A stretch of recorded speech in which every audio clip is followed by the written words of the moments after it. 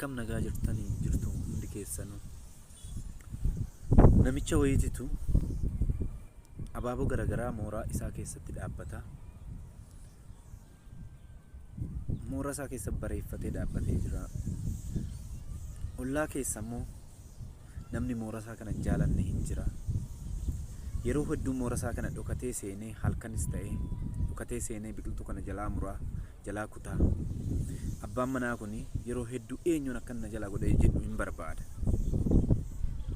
Irratti eeggachuus jalqaba jechaadha. Biqiltuu kana mana namicha akkana godhu kana irratti hin qabachuu qabaa jedhee murteeffata. Biqiltuu kana bira halkanis eeguu qabee guyyaas eeguu qabe. Namicha hin dhabe. Booda otoo biqiltuu kana eeggatu namichi diinni isaa dura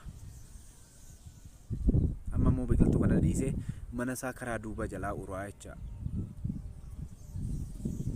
Amma immoo yeroo kana argu ammas kallattii isa jijjiirratee karaa manaa kana eega. Ammas otoo karaa manaa kana eeguu deebi'ee ammas biqiltuu isa kana jalaa asiin kuta. Kanaafuu asirratti maal jechuun barbaade yeroo hedduu diinni keenya kallattii tokkoon qofa nutti hin dhufu. Dursa kallattii tokkoon dhufa. Itti aan immoo kallattii garaagaraan dhufa. Nus kallattii saniin qophooftee of qopheessitee of eeguu qabda jechaadha.